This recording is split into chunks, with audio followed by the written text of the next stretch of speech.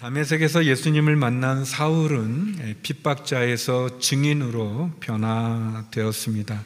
예수님을 믿는 사람들을 핍박하고 감옥에 가두고자 다메섹으로 갔던 사울을 예수님은 만나 그를 변화시키셨습니다. 우리의 삶에도 찾아오신 예수님을 통해 우리의 삶도 변화됩니다. 주님을 통해서 하나님의 자녀로서 그리고 그 주님의 사랑을 전하는 복음의 증인으로 우리를 변화시키십니다.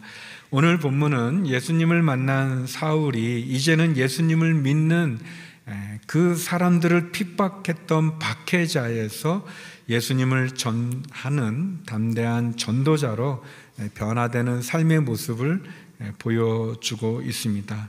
저는 본문을 통해서 세 가지를 여러분과 나누고자 합니다. 먼저 첫 번째는 전도자로 변한 사울의 모습입니다. 우리 본문 20절에서 22절 말씀 같이 한번 읽겠습니다. 시작. 그는 곧바로 여러 회당에서 예수가 하나님의 아들이심을 선포하기 시작했습니다. 그 말을 들은 사람들은 모두 놀라며 이렇게 말했습니다. 이 사람은 예루살렘에서 예수 이름을 부르는 사람들에게 해를 입히던 사람이 아닌가? 또 그가 여기 온 것도 그들을 잡아 대제사장들에게 끌고 가려던 것이 아닌가? 그러나 사울은 더욱더 힘을 얻어 예수가 그리스도이심을 증명해 다메섹에 사는 유대 사람들을 어리둥절하게 만들었습니다. 사울은 아나니아를 통해서 자신이 길에서 만난 예수님이 하나님의 아들이신 것과 또 성령의 충만을 받고 또 보지 못했던 눈이 떠지는 기적을 체험합니다. 그리고 오늘 본문에는 나와 있지는 않지만 갈라디아서 1장 16절에서 17절을 보게 되면 사울은 예수님을 만나고 아나니아를 만난 이후에 아라비아로 내려간 것으로 설명하고 있습니다. 아라비아에서 어떤 일을 했는지가 구체적으로 나와 있지는 않지만 대략적으로 바울의 연대표를 참고했을 때 3년여 정도의 2년 좀 넘는 시간 동안 그는 아라비아에 머물면서 율법을 통해서 예수님이 하나님의 아들임을 확실하게 알게도 되고 또 기도 생활과 또 예수님의 제자로서 훈련을 받는 그런 시간을 합당한 훈련을 받는 시간을 아라비아에서 갖게 된 것 같습니다. 그리고 그가 다시 다메섹에 돌아와서 우리가 읽은 이제 이 본문의 내용이 시작이 됩니다.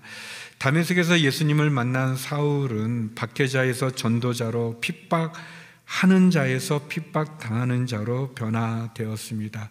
그리고 그 변화의 핵심에는 예수님이 계시는 거죠. 예수님과의 개인적인 만남이 있었습니다. 하나님은 사울에 대한 계획이 있으신 것처럼 마찬가지로 우리를 만나주신 예수님을 통해 하나님은 우리에 대한 당신의 뜻을 갖고 계십니다.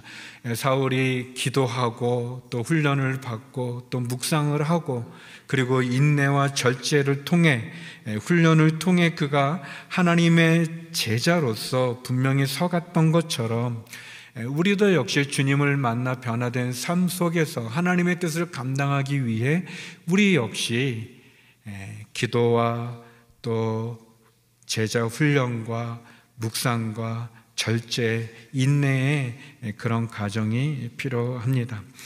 사울이 다메섹에 돌아와서 전했던 내용은 분명합니다. 두 가지죠. 하나는 예수님이 하나님의 아들이시라는 것과 그 하나님의 아들 예수님이 메시아라는 그리스도라는 사실입니다. 이렇게 그가 복음을 전했을 때 다메섹에 있던 유대인들은 당황하고 어리둥절하고 놀라게 되죠. 왜냐하면 그 사울은 예전에 예수님을 핍박했던 사람인데 그가 이제 예수님을 하나님의 아들로 그리스도로 전하고 있기 때문입니다. 바울이 전한 두 가지의 내용은 엄청난 내용이죠. 유대 사람들에게는 충격적인 얘기입니다. 예수님이 하나님의 아들이라는 겁니다. 예수님께서 하나님의 아들이라는 것 때문에 십자가에 달려 죽으셨는데 또 사울이나 유대인들은 예수님이 하나님의 아들이라고 주장하는 것에 참지 못하여 스데반도 죽이고 예수님도 죽이고 또 지금은 사울을 죽이려고도 하는 것이죠. 사랑하는 성도 여러분, 예수님이 하나님의 아들이심을 믿으시는지요? 우리가 믿는 예수님은 하나님의 아들이십니다. 그 하나님의 아들이 나를 위해서, 부족하고 연약한 나를 위해 십자가에 죽으셨다는 것은 얼마나 엄청난 사건이고 은혜고 사랑입니까? 우리는 너무 당연하고 쉽게 생각하지만 돌아보면 하나님의 아들이신 예수님이 나를 위해 죽으셨다는 것은 나의 삶에 엄청난 축복이고 은혜고 사건이 아니겠는지요. 그리고 그 하나님의 아들 예수님이 사울이 말한 것처럼 그리스도라는 것입니다. 메시아라는 것입니다. 그 예수님이 우리를 구원할 구원자라는 것입니다. 사울은 그가 만난 예수님이 하나님의 아들이고 메시아인 것을 증거했습니다. 우리가 만난 예수님, 그 예수님을 우리는 어떻게 이해하고 또 어떻게 전하고 있는지요.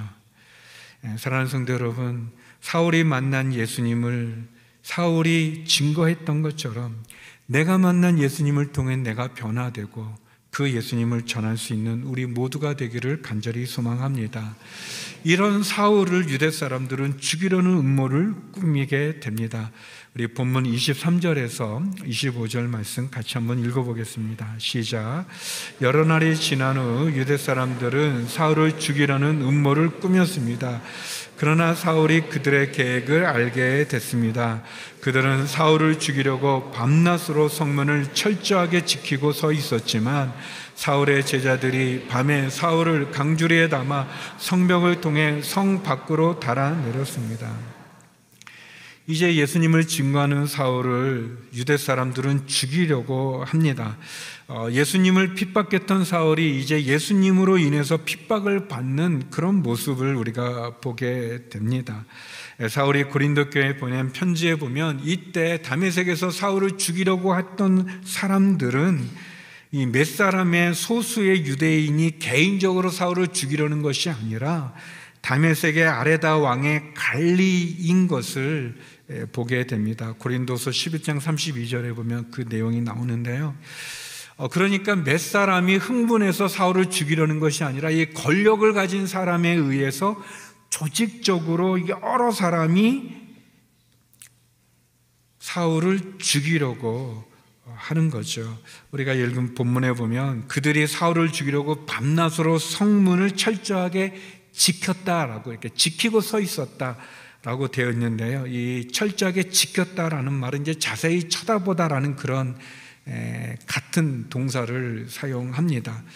이 사도행전을 쓴 분이 누가라는 제자인데 그분이 누가복음도 기록했습니다. 그 누가복음 6장 7절에 보면 이 바리새파 사람들하고 율법 학자들이 예수님을 죽이려고 그를 고소할 내용을 찾기 위해서 예수님을 위협적으로 쳐다보는 장면이 이렇게 기록이 되어져 있습니다. 예수님을 엿보았다라고 되어 있는데 그 엿보다라는 그 단어나 여기 철저하게 지켰다라는 동사, 이 단어가 같은 단어를 씁니다. 그러니까 성경을 기록한 누가는 이제 사울이 예수님처럼 예수님을 죽이려고 하는 대적자들이 예수님을 엿보았던 것처럼 사울을 죽이려고 하는 사람들이 사울을 지켜보고 있다라고 이렇게 표현한 거죠. 이 표현을 통해서 이제 사울이 예수님을 뒤따라 그도 거절의 대상이 되고 핍박의 대상이 되는 것을 보여줍니다. 성도 여러분, 사울은 예수님을 만나 변화되었죠. 변화된 그는 이제 박해자에서 전도자로 변했을 뿐만 아니라 예수님을 핍박했던 그가 예수님으로 핍박을 당하고 이제는 죽음의 위협에 처하는 그런 모습을 보여주고 있습니다. 예수님께서 바리새파, 사두개인, 율법학자들, 사람들로 거절당하고 거부당했던 것처럼 사울도 역시 대적자들로부터 거부와 거절 그리고 핍박을 당하는 모습을 보여줍니다. 그러면 제가 여러분에게 질문을 드리고 싶습니다. 우리는 예수님을 만나 변화되었다면 우리는 예수님을 위해 어떤 거절과 거부와 핍박을 당한 경험이 있으신지요? 주님은 우리를 위해 핍박당하시고 거절당하셨는데 우리는 주님을 위해 어떤 희생과 손해와 핍박과 박해를 받았을까요? 사울은 주님을 만나 변화되어지고 그 주님을 하나님의 아들 그리스도로 증거했습니다. 그리고 그 일로 그는 거절과 죽음의 위협 앞에 놓이게 되었습니다. 우리도 주님을 만나 변화되었고 우리도 주님을 증거하다가 어떤 핍박이나 손해나 거절이나 거부를 당했는지요. 소망하기는 저와 여러분 우리가 주님이 그러셨던 것처럼 사울이 그 주님을 증거하며 주를 위해 어려움의 자리에 쓴 것처럼 그렇게 저희도 주님을 위한 희생과 박해와 고난과 거절의 자리에 있기를 주의 이름으로 축원합니다. 두 번째, 오늘 본문은 바나바의 중재를 우리들에게 보여줍니다. 우리 26절에서 28절 말씀 같이 한번 읽어보겠습니다. 시작. 사울은 예루살렘으로 올라가서 제자들과 교제하려고 했으나 그들은 사울이 제자가 된 것을 믿지 않고 모두 그를 두려워했습니다. 그러나 바나바는 사울을 데리고 사도들에게 가서 사울이 길에서 어떻게 주를 보았으며 주께서 그에게 말씀하신 것과 다메섹에서 그가 예수의 이름을 담대하게 전한 것을 그들에게 이야기해 주었습니다. 이렇게 해서 사울은 제자들과 함께 지내게 됐고 예루살렘을 자유롭게 다니면서 주의 이름을 담대하게 전했습니다. 이제 다메섹에서 피신해서 예루살렘으로 간 사울은 예루살렘 성도들을 만났지만 예루살렘에 있는 성도들과 사도들은 이 사울의 회심을 의심하고 그를 좀 두려워하고 만나기를 원하지 않았습니다. 사울이 이 교회 밖의 사람들에게는 살해의 위협을 받고 또 이 교회 안에서는 그런 의심과 거절을 받는 참 어려운 상황에 처하게 된 거죠. 이때 바나바라는 분이 나타나셔서 이 사울과 예루살렘 교회를 사도들을 중재하게 됩니다. 바나바라는 분은 사도행전 4장에 나온 것처럼 위로의 아들답게 그는 예루살렘의 제자들과 사울 사이를 중재합니다. 바나바는 예루살렘 교회 성도들에게 사울이 어떻게 다메섹에서 예수님을 만났고 그리고 어떻게 예수님을 다메섹에서 전하고 그리고 그 죽이려는 살해의 위협 속에 어떻게 예루살렘에 오게 됐는지를 설명해 주게 되었습니다. 바나바를 통해서 예루살렘 교회와 사도들은 사울을 한 형제로 받아들이게 되고 만나게 되고 교제하게 됩니다. 그리고 사울은 예루살렘에서도 담대하게 주님을 전하게 되죠. 바울의 삶에 있어서 바나바라는 존재는 굉장히 귀한 분입니다. 이렇게 예루살렘 교회의 기존의 성도들과 만남을 가질 수 있는 또 함께 할 수 있는 그런 중재 역할도 했었고 또 나중에 안디옥 교회가 시작됐을 때 바나바가 바울과 함께 안디옥 교회를 목회하면서 바울에게 일어난 하나님의 역사가 귀한 열매를 맺는 그런 일을 합니다. 또 바나바는 사울과 같이 첫 번째 선교 여행을 떠나게 되는데 그 첫 번째 선교 여행 중에 바나바는 사울을 지도자로 세워주는 그런 장면들이 많이 나옵니다. 어떻게 보면 예수님께서 사울을 만나 주셨고 이 사울이 지도자로 세워가는 가정에 바나바라는 분이 있는 거죠. 제가 설교를 준비하면서 우리의 삶에도 이런 바나바와 같은 분들이 많이 있지 않겠습니까? 우리를 알아주고 또 우리를 소개해주고 또 우리를 도와주는 그런 분. 나는 어떤 분이 있었을까 이렇게 생각해 보니까 제가 온누리교회를 섬긴 지 32년이 됐습니다. 굉장히 오래됐죠.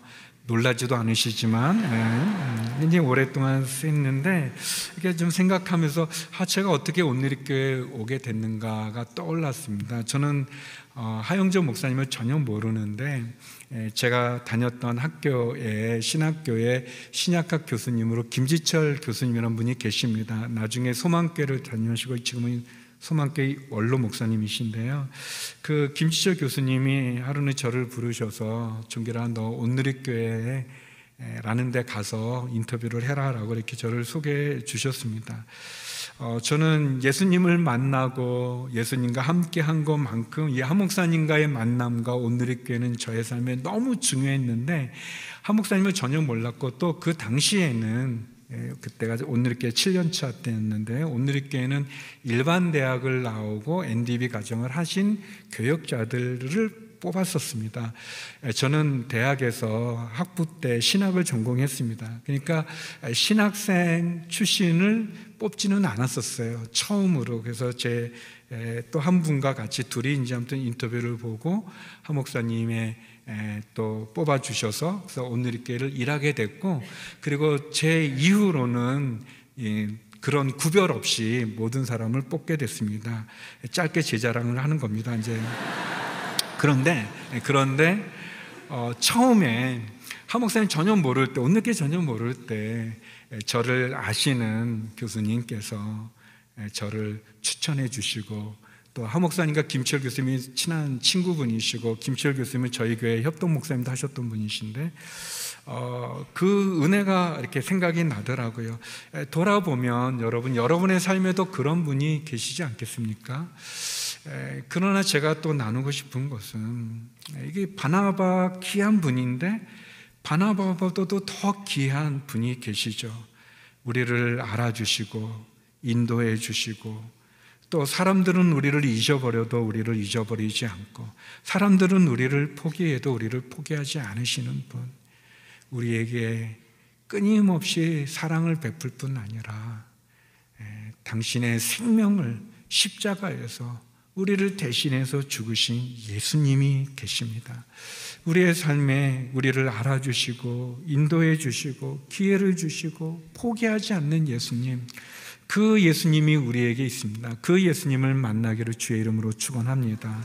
세 번째 오늘 본문은 우리들에게 교회의 부흥을 이야기합니다. 우리 29절에서 31절 말씀을 같이 한번 보겠습니다. 시작. 사울은 그리스파 유대 사람들과 대화를 하고 걸렸는데 그들은 사울을 죽이려고 음모를 꾸몄습니다. 형제들이 이 사실을 알고 사울을 가이사라로 데리고 내려갔다가 다시 다소로 보냈습니다. 이렇게 해서 유대와 갈릴리와 사마리아의 온 교회가 든든히 서가면서 평안을 누리게 됐습니다.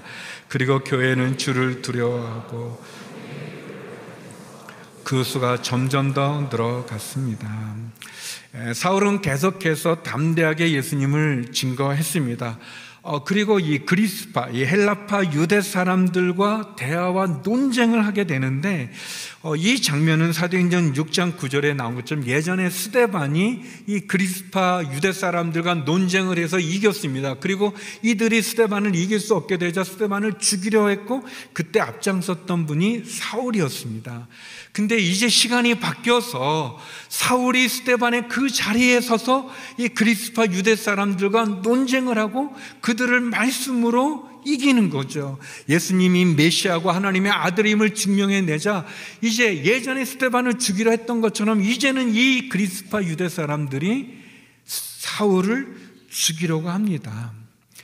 그때 이 교회 공동체는 형제들은 이 사실을 알고 사울을 항구 도시 가이사라를 거쳐서 다소로 피신시키게 됩니다.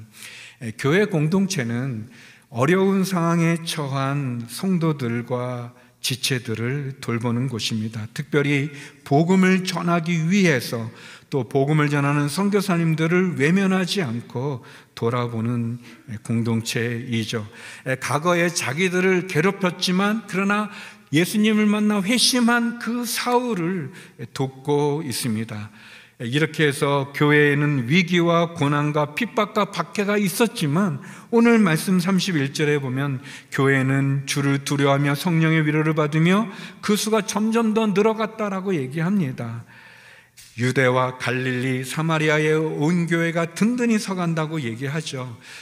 저는 이제 예루살렘의 교회도 있고 안디옥 교회도 있고 뭐 사마리아 교회도 있고 뭐 이돌뼈도 했는데 이 갈릴리라는 말을 처음 봤어요. 그러니까 이 복음이 이 예루살렘, 유대, 사마리아뿐 아니라 저 북쪽의 갈릴리까지 또 남쪽에는 이디오피아까지 이렇게 복음이 점점 확산되어져 가는 것을 보게 되고 이것을 교회들이라고 표현하지 않고 교회라는 단수를 쓰면서 흩어진 모든 교회가 예수님 안에 하나라는 것을 우리들에게 가르쳐주고 있습니다. 사도행전에 기록한 누가는 이 초대교회를 두 가지로 얘기하는데 하나는 든든히 서가는 가운데 평안을 누렸다라고 얘기하고 또 하나는 주를 두려워하고 성령의 위로를 받으며 그 수가 늘어났다라고 얘기합니다. 이 든든히 서갔다는 표현은 완성됐다는 것을 말한다기보다는 영적인 성장만을 말한다기보다는 이제 조직도 갖추게 되고 그리고 점점 온전한 모임으로 되어져 간다는 것을 표현하는 말이라고 생각되어집니다.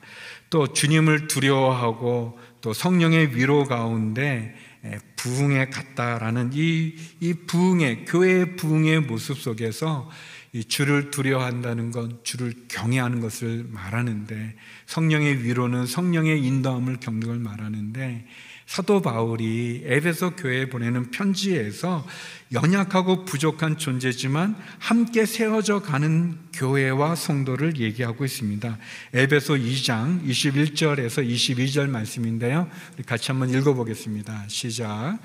그리스도 안에서 건물 전체가 서로 연결돼 주 안에서 함께 자라 거룩한 성전이 됩니다.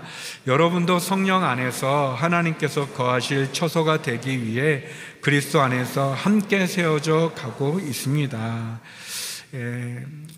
교회가 든든히 서간다는 것은 완성된 것을 의미하는 게 아니죠. 하나님의 교회가 완성된 완벽한 그런 조직이 아닙니다. 이 말씀처럼 우리 교회 그리스도 안에서 머리 대신 그리스도 안에서 우리 성도들이 함께 연결되어져서 함께 지어져 가는 함께 세워져 가는 거란 것입니다. 그러니까 우리 하 목사님 그런 표현하셨는데 이게 공사 중이다 그런 표현이라는 거죠. 그러니까 이 지상에 있는 우리 교회가 완벽한 교회가 아니라 지어져 가는 아직은 공사 중인 또 우리 자신도 완성된 존재가 아니라 그리스도의 형상에 닮아가기까지 지어져 가는 만들어져 가는 공사 중인 거예요. 성도 여러분, 이제 어떤 분 보고 이렇게 시험에 들거나 낙심하거나 이렇게 실망하지 마십시오. 뭐가 좀 안 좋으면 저 사람이 지금 공사 중이구나. 좀 잘 되겠지. 또 교회에 좀 뭐가 좀 이렇게 연약하고 좀 부족함이 있으면 우리 교회가 지금 이제 공사 중이구나. 이게 만들어져 가는구나. 뭐 그런 것을 가질 수 있겠죠. 지금 저 성교관 쪽에 3층, 4층 저희가 공사 중에 있는데 그런 거죠. 그런 마음을 갖는 겁니다. 우리 로비에 보면 카페가 있고 거기에 이제 테레비 2대가 이제 있는데 거기에 이제 영상들이 하나는 이제 뭐 이렇게 번호를 부르기도 하지만 하나 영상이 계속 돌아가고 있는데요. 이제 뭐 코로나가 끝난 거는 아니지만 이제 거의 많이 지나갔는데 아주 예전에 그 코로나 영상이 계속 이렇게 그 영상이 보여지더라고요. 이렇게 영상 3개인가 4개인가 이렇게 돌아가는데 불편한 거예요. 저거 좀 내리지, 다른 거를 하지. 이렇게 시간이 또 많이 지났는데 계속 이제 그 뭐 커피 이렇게 탈 때마다 저거 좀 이렇게 바꾸면 좋은데 하다가 이제 제 마음에 너가 말해라 그런 마음이 좀 들었어요. 그래서 이제 제가 말을 했어요. 이거 좀 바꾸면 좋겠다고 말을 했어요. 근데 한 달이 돼도 안 바뀌는 거예요. 그러더니 이제는 화가 나는 거예요. 이렇게 막 마음에서 분노가 이게 뭐지 막 그러면서 이게 왜 저거를 말을 했는데 안 바뀌지? 근데 또 이렇게 마음에 다시 말해라. 그거 이번에는 웃으면서 말하지 마라. 좀 심각하게 말해라. 그래서 제가 심각한 표정으로 강하게 얘기를 바뀌었어요. 그래서 이제 다른 게 이제 이렇게 돌고 있는데, 교회가 오늘 말씀처럼 주를 두려워하고 성령의 위로로 부흥을 해가는 가정에 있는 겁니다. 우리 오늘의 교회 부족함이 있다면 그것이 보여지고 느껴지는 우리가 그거를 섬기고 돌아보는 거죠. 또 주를 두려워한다는 건 무슨 뜻이냐면 하나님을 경외한다는 겁니다. 다시 말하면 하나님을 주인으로, 주님으로 인정하는 거죠. 예수님이 나의 주인, 예수님이 나의 왕, 예수님이 나의 최고 권위자. 그래서 그분의 말씀에 내가 순종하고 그분을 존경하고 사랑하는 겁니다.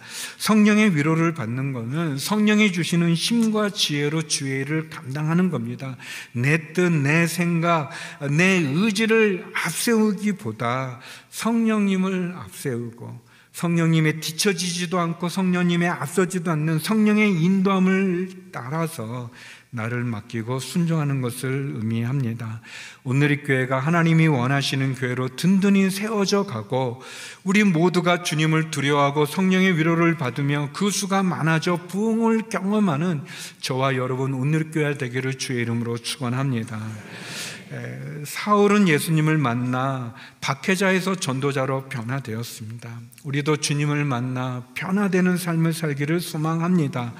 또 바나바를 통해서 우리와 함께 하시는 그 예수 그리스도, 우리를 알아주시고 인도해 주시고 사랑하시는 그 예수님을 만나기를 소망합니다. 무엇보다 주님을 인정하고 주님의 뜻에 순종하여 성령의 인도함을 받는 가운데 부흥하는 온누리 교회와 저희 모두가 되기를, 그리고 우리 대만과 말레이시아의 우리 교육자님들 교회가 되기를 주의 이름으로 축원합니다. 기도하겠습니다.